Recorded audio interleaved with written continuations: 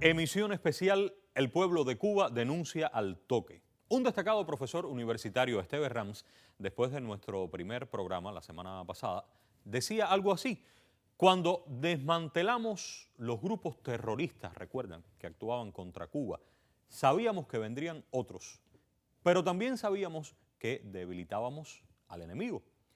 Cuando bloqueábamos a la mal llamada radio y televisión Martí, sabíamos también que buscarían otras nuevas formas de llegar con la agresión comunicacional, pero lo hicimos porque sabíamos que con eso también debilitábamos al enemigo.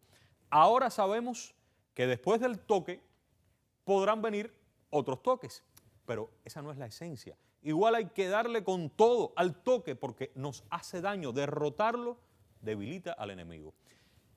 Que la única razón, esto hay que decirlo bien claro una vez más, que la única razón de la inflación, la devaluación de nuestra moneda, que la única razón sea el toque, nadie en su sano juicio puede afirmarlo. Como tampoco podría negarse que vivimos en su total desarrollo en una guerra contra Cuba, no solo económica, sino política, ideológica y de sentido común, la guerra también. Y en una guerra hay ofensivas tácticas y ofensivas estratégicas. La estratégica está clarísima, es derrotar la crisis económica, es enrumbar nuestra economía sobre bases sólidas, y en lo táctico, bueno, entre otras muchas cosas, derrotar al toque es muy importante. Una línea, un camino no se contrapone al otro. Cuando enfrentamos lo estratégico con lo táctico, erramos. Se puede ser duro, se puede ser crítico, combativo, realista, enfrentando nuestros propios errores económicos, como también duros, críticos, combativos y realistas debemos ser contra esta criatura yanqui que se llama el toque. Y justo así, nunca menos, firmes, resueltos y decididos a luchar contra ese que es el principal obstáculo y la sombrilla maligna que nos impide avanzar, que se llama bloqueo, que está vivo, que nace, que palpita desde el mismo corazón del imperio, que busca doblegarnos. Si entendemos esta lógica, si la compartimos, estamos listos para nuestra segunda emisión de Razones, denunciando el pueblo de Cuba al toque.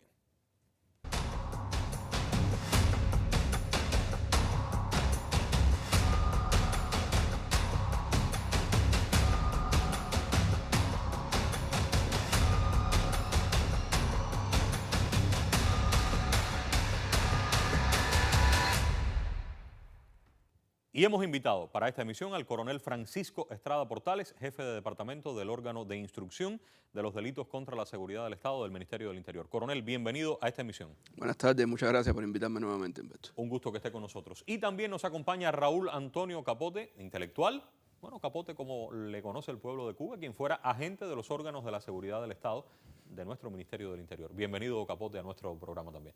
Muchas gracias por la invitación y gracias a Razones de Cuba por permitirme participar en este programa, esta emisión especial. Usted es parte de Razones de Cuba. En Razones de Cuba su vida cambió de ser un enemigo, entre comillas, a ser lo que es hoy, un revolucionario querido por nuestro pueblo.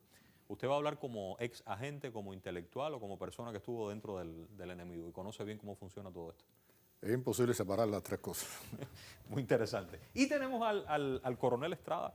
La presencia del coronel es muy importante porque el coronel ha estado como en su condición de instructor muy cerca de procesos importantes, la investigación de procesos importantes, el juzgamiento de acciones terroristas contra Cuba. Por ejemplo, coronel, algunas de las que usted ha estado en los años anteriores. Bueno, en el tránsito por el trabajo participamos en la investigación y presentación a los tribunales de los terroristas centroamericanos, particularmente los terroristas salvadoreños que fueron enviados por Posada Carriles y financiados por la Fundación y organizaciones de las estructuras del gobierno de los Estados Unidos. Son los de las bombas aquí. Los que pusieron las bombas en la década del 90 en nuestro país. Bien. ¿Y usted está investigando el toque ahora? Estoy dentro del equipo de investigación de este proceso. ¿Cómo surge el toque? Bueno, en el proceso que se está desarrollando se han establecido un grupo de antecedentes y documentado un grupo de antecedentes que se remontan a los años 2013, 2015, 2016, en aquella época que era un proyecto, una estructura relacionada con Radio Nederland. Radio Nederland, de Holanda. De Holanda. Vamos a ver algunas imágenes para que puedan buscar en internet, además saber qué cosa es Radio Nederland, su logo actual. Seguimos, coronel. Que desde aquella fecha se ha identificado que recibía financiamiento de, como decía, igual que los terroristas, de las estructuras que utiliza el gobierno de los Estados Unidos para el desarrollo de la subversión. Particularmente nos saltó enseguida, salió a relucir la ANED, la Fundación Nacional para la Democracia del gobierno de los Estados Unidos, y digo que saltó a relucir, fue significativo porque es la misma, una de las organizaciones que salieron a relucir en los procesos a los que me refería de la década del 90, que estaban financiando los proyectos que organizaban a través de la Fundación Nacional Cubano-Americana la entrega de financiamiento para la organización y ejecución de la escalada terrorista contra Cuba en aquella época. A ver, usted lo que está diciendo es que el toque nace al amparo de Radio Nederland, una emisora de radio de Holanda. Ajá. Estamos hasta ahí. Pero usted está conectando esa emisora de radio con la NET y la NET está conectada con los actos terroristas que usted investigó en la década del 90. Bueno, está documentado y fue parte del expediente y se sacó a la luz en los juicios que la NET era de los que financiaban a través de la fundación y las organizaciones terroristas de la mafia de Miami, fueron los que financiaron el reclutamiento y envío a Cuba de los terroristas salvadoreños, particularmente en el proceso del recientemente liberado Otto René Rodríguez Llerena. El que cumplió recientemente. El que cumplió recientemente, salieron los documentos que se replicaron y se amplió al resto de toda aquella operación terrorista contra Cuba, donde estaba la NET financiando esa actividad terrorista. Entonces ya tenemos una primera idea, Radio Nederland, la NET, fondos, acciones terroristas, nacimiento del toque. ¿Qué cosa es Radio Nederland, Capote? ¿Qué podemos decir de Radio Nederland? Veamos las imágenes de Radio Nederland de nuevo, el logotipo. Es interesante viendo los antecedentes que él estaba citando con toda razón, porque Radio Nederland es heredera de Radio Free Europa. Radio Free Europa. Radio Free Europa, Radio Praga, toda la articulación de emisoras de radio que en determinado momento sirvieron como parte de la guerra y la subversión contra Europa del Este, que fue fundamentalmente contra Rusia.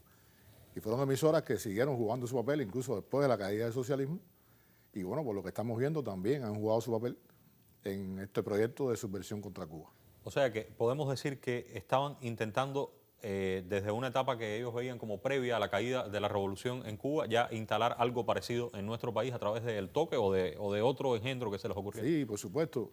Si nosotros vamos al proyecto Génesis, que surge después del 2004,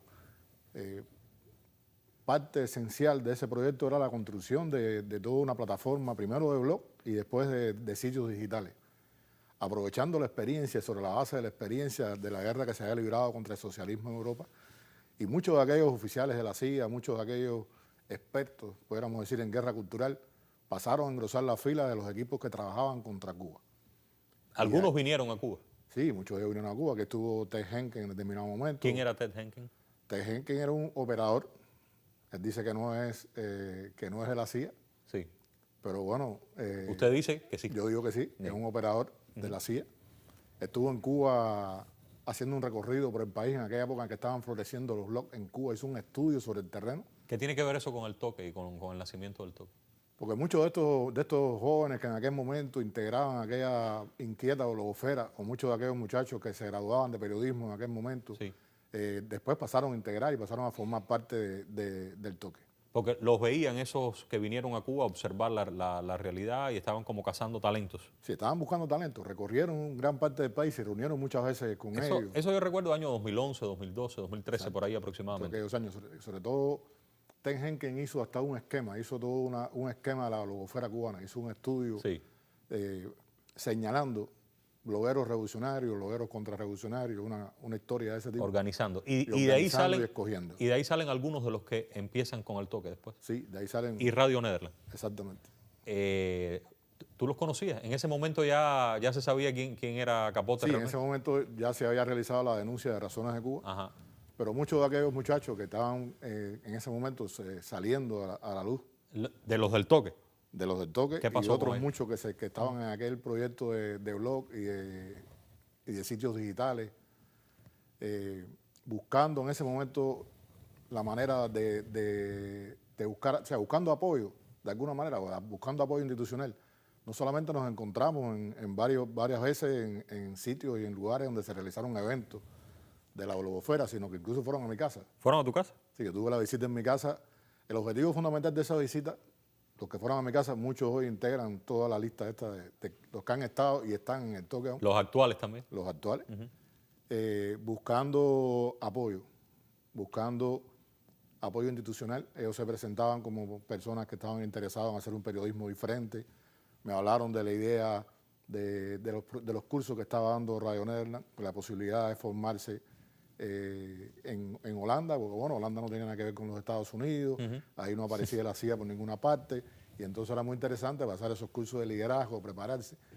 Y me vendieron la idea de que era un proyecto interesante, que era un proyecto en el cual, como no tenía ningún conflicto con la Revolución Cubana, sino que ellos sencillamente querían hacer un periodismo diferente, pues yo los podía ayudar de alguna manera en hacer llegar a las autoridades cubanas y convencer a muchísima gente en Cuba y a la seguridad del Estado en Cuba de que ellos no tenían intenciones de realizar ninguna labor contra la revolución. Pero hiciste muy mal eso porque mira lo que estamos haciendo nosotros.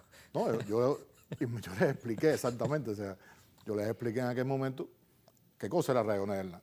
O sea, yo les expliqué siempre que nos encontramos, les encontré qué cosa era Radio Nederland, que la CIA estaba detrás de ese proyecto, que los cursos de formación de líder no era una novedad, que incluso el proyecto Génesis, en el que yo he trabajado como agente de la CIA, tenía dentro de su eje fundamental la formación de un liderazgo contrarrevolucionario de nuevo tipo, y que esos cursos se daban en Europa y que esos cursos eran cursos de formación de líderes muy similares a los que le estaba ofreciendo en ese momento Radio Nederland y muy similares a los que ellos me estaban hablando, que eran totalmente inofensivos. No te hicieron caso. Algunos sí me hicieron caso, ¿Ah, sí? por suerte hay quien rectificó, hay algunos de ellos que no... Hay algunos que no fueron. Que no, después de eso se mantuvieron ajenos a este tipo de proyectos. Ojalá algún día podamos decir sus nombres, ¿no? Sí, y yo ojalá creo que puedan sí, contar también de ese inicio ahí. En algún momento se podría mencionar a los que no fueron. Qué bien. ¿Y qué pasó después? Se fueron a los cursos ellos, definitivamente. Se fueron a los cursos. Después, como parte de este proyecto, como parte incluso del mismo proyecto Génesis, estaba a construir esa plataforma de medios digitales, que era para ellos fundamental en lo que se estaba planeando, porque estaban sustituyendo de alguna manera a aquella prensa independiente que nosotros habíamos denunciado en Cuba en el año 2003. O sea, realmente no podían contar ya con esa prensa independiente porque había sido denunciada su carácter mercenario. Todo el mundo conocía quiénes eran los periodistas independientes y necesitaban periodistas graduados en las universidades nuestras. Necesitaban gente con prestigio, gente que tuviera además la posibilidad de ser identificado por las personas como gente capacitada para ejercer ese oficio. Y por lo tanto, bueno, dentro de eso se inscribía la idea de este sitio, de que surgiera un sitio similar a este. Hay un proyecto con muchos sitios más. Pero perdiste contacto con ellos después que se fueron, ¿no supiste más de...? No, después supe de una historia... ¿Qué pasó después? Después supe de una historia en Alemania entre todos los líderes de este proyecto del toque. ¿Entre quiénes? Entre Hassan y este señor de la joven Cuba, Harold Cárdenas, que en aquel momento ocupaban el liderazgo y tuvieron un desacuerdo en ese viaje en tren, una cosa un poco desopilante, ¿no? Tuvieron una discusión en el tren, no se pusieron de acuerdo. ¿Qué es lo que querían? Y terminaron separándose. Cada uno de ellos quería liderar el proyecto. O sea, cada uno quería ser el jefe del toque. Quería ser el jefe del proyecto, un proyecto que se presentaba tremendamente interesante en todos los sentidos, con un gran apoyo monetario, pero no solamente el apoyo monetario, sino además por la visibilidad que iban a adquirir y por el nivel que iban a tener dentro de... ¿Quién se quedó con la joyita entonces? Hassan. Hassan se quedó con la joyita. Pero no hemos escuchado esa historia. Primera vez que se hace esa historia públicamente. Sí, yo creo que la primera vez. Ahora vas a ponerlos a hacer directas mañana, a explicar qué fue lo que pasó realmente. Sí, qué pasó en el tren.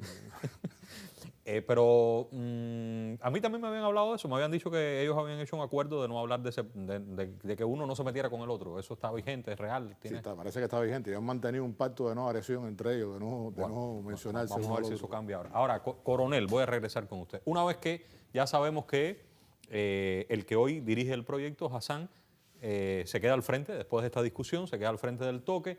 Sé que se crea otra nueva fundación por allá por Polonia, siguen estructurándose. ¿Qué sigue dentro de la historia? ¿Por dónde anda la investigación que usted está haciendo? Bueno, la investigación sigue diciendo que en fecha exacta, 27 de abril de 2017, en Polonia, en este mismo entorno de lo que habla Capote, de actividad subversiva contra Cuba y formación de personas y de organizaciones para su ejecución, crean, bajo la dirección de José Hassan Nieves, la Fundación Colectivo Más Voces, con una posición pública de fundación sin fines benéficos, sin fines de lucro, pero que en realidad por ahí se siguen canalizando, sigue recibiendo dinero de todos estos lugares. El dinero de las estructuras del gobierno de los Estados Unidos, del Departamento de Estado, de la USAID, de la ANET, que sigue teniendo la misma finalidad de trabajar contra el sistema socialista cubano, trabajar contra Cuba, y transita hasta que posteriormente, en aquella fecha, esta persona vivía en Cuba, posteriormente emigra, se radica en Estados Unidos. Mientras todo esto ocurre, Hassan seguía viviendo en Cuba. Seguía viviendo en Cuba. ¿Hasta qué momento? Septiembre de 2019, si la memoria no me falla. Se radica en Estados Unidos, crea ya una empresa que es Media Plus Experience, que ya igual... De eso hablamos en la denuncia pasada. Bueno, lo que está documentado, lo que está demostrándose en el proceso investigativo con el material probatorio correspondiente, es que ya es la acreditación en Estados Unidos de la fundación que mencioné antes y la creación de esta empresa para igualmente recibir el dinero y promover toda la actividad que inicialmente daba cierta imagen, cierto enmascaramiento como una actividad medianamente moderada, pero que a partir de su radicación en Estados Unidos, su ubicación en Miami, se radicaliza y empieza a realizar actividad abierta en función de cumplir los objetivos de quienes pagan, como nos pasa, como hemos visto una y otra vez.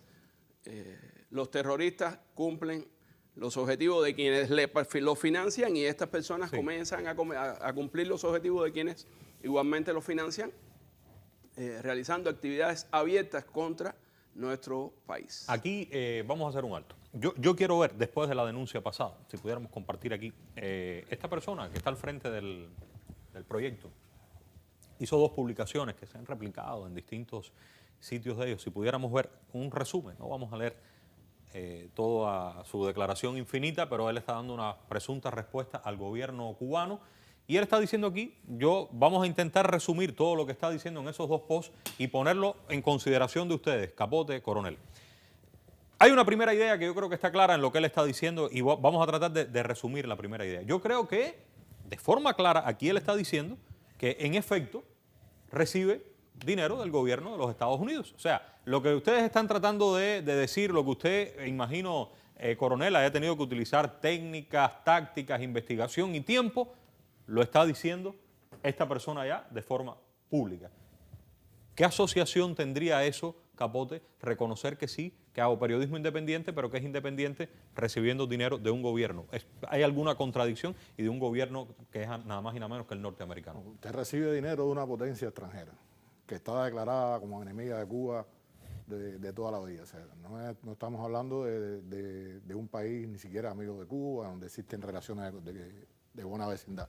Estamos hablando del enemigo histórico de la nación cubana, que te está pagando un salario, pues realmente estás recibiendo un salario, un dinero, para tú subvertir el orden interno en Cuba. Eso es un delito en cualquier lugar del mundo. Eso, donde quiera que sea, es además una violación completa de las leyes. Desde el punto de vista legal es así, y desde el punto de vista moral es una falta enorme de principio que tú por dinero te conviertas en un mercenario de una potencia extranjera. Bueno, esa sería una primera idea. Quisiera compartir esas ideas ahí. Recibe dinero del gobierno de los Estados Unidos. Está reconociendo. Una segunda idea sería, Coronel, la que tiene que ver con el fin. Lo está diciendo claramente aquí, que él trabaja por cambiar el régimen político existente y traer democracia, justicia, prosperidad a su país natal. O sea, número 1, recibo dinero. Número 2, trabajo. Si trabaja, recibe dinero para, con ese dinero, cumplir este objetivo. ¿Usted encuentra coherencia o no la encuentra, Coronel? No, mire, Humberto, eso él lo puede decir porque está en Estados Unidos y cumpliendo las finalidades del gobierno de los Estados Unidos contra Cuba. Quien diga eso en cualquier lugar contra los Estados Unidos actúan sobre él. Eso es delito, eso es, en derecho se dice, a confesión de parte, relevo de prueba. Él está reconociendo que es un asalariado del gobierno de los Estados Unidos para destruir la revolución cubana, para actuar contra su país. A partir de lo que se está demostrando en la investigación y a partir de lo que él reconoce, para nosotros nos queda claro que estamos en presencia de alguien que está, para decirlo en alguna, impúdicamente cometiendo actos que pudieran clasificar dentro de varios de las tipicidades delictivas recogidas en nuestras leyes y recogidas en otras leyes en cualquier lugar del mundo. Sí, no solo en Cuba. No solo en Cuba, con el agravante de que lo está haciendo contra su país de nacimiento y por dinero.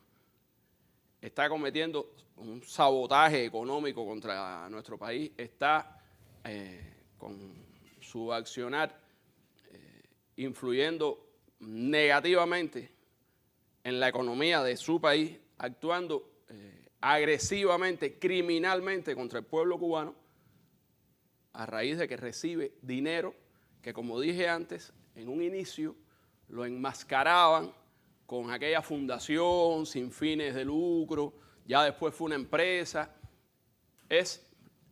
Vuelvo a homologarlo, es lo mismo que ha pasado históricamente con los terroristas que hemos juzgado porque logramos capturarlo y los que incluimos en la lista nacional de terroristas porque patrocinados, apadrinados, aupados por el gobierno de los Estados Unidos, nunca hemos podido capturarlos. Y hay un tercer elemento que él está reconociendo y es que ha actuado con ese dinero, que ha traficado con ese dinero, lo dice con otras palabras, pero que con ese dinero ha realizado operaciones ilegales dentro de Cuba. Lo decíamos en la denuncia porque el Departamento de Estado, y aquí está, podemos ver al funcionario, ex funcionario de la embajada actualmente, aquí está, Xavier Billingsley, quien fuera vicejefe de la sección de Relaciones Públicas de la Embajada de Estados Unidos en Cuba. Existen pruebas documentales de este hombre hablando con cubanos aquí dentro y diciendo: el dinero que te voy a pagar para que presentes proyectos de subversión contra Cuba, te lo voy a dar a través de ¿quién? Del Toque y a través de José Hassan. Y José Hassan reconoció eso también. Está diciendo, dentro del mercado cubano, dentro de la economía cubana, he movido dinero por fines que no son legales. ¿Aquí qué tendríamos entonces, coronel? No es la primera vez que esto pasa, obedece a cómo el gobierno de los Estados Unidos usa su estructura oficial, la enmascara a través de proyectos que tienen esta aparente finalidad positiva o favorable para cometer subversión contra Cuba y para cometer delito en Cuba. Insisto, esa actividad es delito en Cuba y en otros lugares del mundo, incluyendo en los Estados Unidos. ¿Cuán independiente es este periodismo, Capote, desde tu perspectiva como intelectual? ¿Es periodismo y es independiente desde tu perspectiva? Ni es periodismo ni es independiente. O sea, tú estás sirviendo como instrumento de guerra contra tu propio país. ¿Qué nivel de independencia tú puedes tener cuando todo lo que estás haciendo va a depender del dinero que te están pagando? Pero ahí en el post está diciendo que tiene problemas con la autoridad, que él hace lo que quiere, en otras palabras, que nadie le ha dicho exactamente lo que tiene que hacer. ¿Es que funciona así? Tú que estuviste dentro de ellos. No, ¿Te decían exactamente lo que tenías que hacer a ti? Mira, claro que te decían lo que tenías que hacer. Cualquiera de ellos que se salga del libreto, que se salga del guión. Yo conocí una vez una persona que era un periodista, podríamos decir, de vocación, sí, que cometió el error porque creía, de verdad, honestamente, era una persona que creía en los valores de la sociedad estadounidense, de hacer una crítica en una ocasión a un acontecimiento festivo que había ocurrido en la embajada, en aquel momento la sesión de intereses en la residencia del jefe de la sesión de intereses. Y él escribió un artículo criticando que la contrarrevolución en ese lugar se había llevado hasta las banderas y se había llevado la comida de las mesas. Ahora un desastre fue aquello. La consecuencia de eso fue que inmediatamente le fue prohibida la entrada a la sesión de intereses de los Estados Unidos. Escribió una carta al Departamento de Estado quejándose de lo que le había ocurrido y lo metieron a la lista negra de tal manera que nunca más en su vida pudo hacer ni periodismo ni ninguna otra cosa relacionada con el gobierno americano. No hay posibilidad alguna de que él pueda ser ninguna de las cosas que él plantea ahí. Él puede ser todo eso que él quiera hacer contra el gobierno cubano, fuera de Cuba, desde fuera de Cuba, pero jamás ni se atrevería ni podría hacerlo contra el gobierno de Estados Unidos, contra la gente que le paga y contra la gente que sostiene su proyecto. Hablando de listas, coronel, está la lista de personas, de entidades perseguidas por Cuba por actividades terroristas. Aquí se ha actualizado, usted ha estado con nosotros en televisión. ¿Esto pudiera ser de avanzar una investigación penal susceptible de aparecer en esa lista? Bueno, como decía, están surgiendo suficientes elementos de diversas actividades delictivas. La investigación termina individualizando lo que cada cual comete y los materiales probatorios que se entienden. Por cierto, le hago una breve interrupción. ¿Usted sabe cuántos son ellos? ¿A cuántas personas usted está investigando? Bueno, lo que tenemos hasta ahora, sí, hay 18 directivos y un grupo también ya identificado de colaboradores. 18 directivos. ¿Tienen la vista ustedes sobre 18 directivos? Sobre 18. ¿Que están en qué lugares? En diferentes países, en España, en Estados Unidos. ¿Fundamentalmente en Estados Unidos o...? En Europa también, en otros lugares. 18 directivos, sí, y otro número además de los 18. De colaboradores. Entonces, ¿están investigando a esas personas? Estamos investigando el actuar del Toque como organización, como organización de las entidades estas con las que utiliza para su actividad y su vinculación con la guerra que se hace contra Cuba por el gobierno de los Estados Unidos y cómo ellos se convierten en un instrumento de esta guerra contra los Estados Unidos. Sobre la manipulación, porque se ha dicho una y otra vez, manipulan la tasa de cambio, manipulan la tasa de cambio. ¿Están investigando eso también? ¿Cuál es el mecanismo para hacerlo? Bueno, no voy a dar todos los elementos que van saliendo porque es un proceso. Pero lo están investigando. Pero se está investigando. Y hay bastante elementos ya que expertos están estudiando, documentando, certificarán adecuadamente de diversas maneras de manipular la tasa de cambio, de falsear los datos que aportan, de que toda esa supuesta transparencia es falsa, que hacen trampas en el uso de los datos que reciben para ir acomodando la tasa ilegal que divulgan cotidianamente a sus intereses en contra de la economía de nuestro país. Capote, estuviste ahí dentro y tuviste tus propuestas. Si no se hubiera hecho el programa Razones de Cuba, ¿en qué año? Cuando se descubre tu verdadero yo. 2011 se hace la denuncia. Si eso no se hubiera hecho en el 2011, a lo mejor usted fuera el director del Toque hoy. Sí. O a lo mejor hubiera estado en esa discusión del tren y a lo mejor aquí tuviéramos al hombre que estaría haciendo la tasa. Es muy probable. Pero hoy tendríamos a alguien ahí, porque ustedes están diciendo cosas demasiadas, Estrada. Yo creo que no es el momento todavía, pero evidentemente hay información que está viniendo desde muy cerca y claro que no puedo profundizar en eso, yo no lo sé, no sé si ustedes lo conocen, pero es nuestra mística que se mantiene intacta. Hay mucho más para decir, sin dudas. Como siempre, sí, hay mucho más para decir. Hay resultados que se están documentando, se están legalizando, están como parte del proceso investigativo penal que se dé y en su momento irán puestos a disposición de la justicia. Voy a terminar este programa, esta segunda denuncia como comencé. Al principio tenía una opinión de un profesor universitario, hemos revisado extractos, muchísimas opiniones. Insisto, recibimos opiniones de todas partes, de cualquier lugar, siendo opiniones sensatas, basadas en la lógica, no en la rabia ni en las, digamos, en las veces en que hemos visto algunos obcecados con posturas muy complejas para minimizar los impactos de este engendro enemigo, o hay quien sigue afirmando que se sobredimensionan los efectos nocivos. Bueno, tomando en cuenta que eso no parece muy racional, un cubano residente en Canadá, Liu Moc, se comunicaba con nosotros. Por cierto, un artículo excelente que creo que es susceptible de publicar en nuestros medios. Decía este cubano: la situación económica del país no se reduce al tipo de cambio. Y vale subrayarlo porque ningún medio oficial plantea lo contrario. Nosotros no lo hemos hecho aquí, no lo vamos a hacer.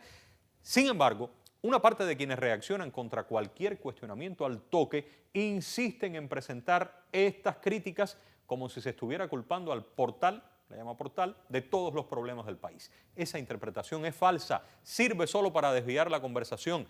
Denunciar la manipulación informativa no implica negar las causas profundas de la crisis, sino implica señalar un factor adicional que la agrava. La economía cubana arrastra desequilibrios acumulados a lo largo del tiempo. Y esto que voy a decir, que dice este cubano residente en Canadá, lo han dicho nuestros principales dirigentes, se analiza en reuniones políticas, estatales, gubernamentales. Tenemos problemas que afectan áreas como la producción, el abastecimiento energético, la logística interna, funcionamiento del sistema financiero, el acceso tan necesario a las divisas. Y mira hacia dónde van, hacia las divisas. Errores internos que contribuyen a estas dificultades. El factor que más condiciona el panorama económico en Cuba, no se puede negar, sigue siendo el impacto prolongado del bloqueo estadounidense. Bloqueo que restringe los ingresos externos, que eleva los costos financieros, que limita las posibilidades del pago internacional, dificulta el acceso a los mercados y que está presionando al país en todos los frentes, en el frente económico también. Este entorno adverso amplifica cualquier perturbación, digamos que esto es una perturbación, ya sea interna, externa, e incrementa la dependencia del mercado informal, que a su vez reproduce distorsiones y afecta directamente ¿a quién? A nosotros, a la vida cotidiana de las cubanas y los cubanos. Siendo esas, y termino así, siendo esas nuestras premisas, teniendo claras nuestras verdades, hasta este punto, habiendo demostrado, aquí lo han dicho, una parte ínfima todavía de las evidencias, afirmamos nuevamente que tenemos más, tenemos mucho más. Regresaremos y será muy pronto con nuestras razones. El pueblo de Cuba denunciando al toque. Gracias por su atención.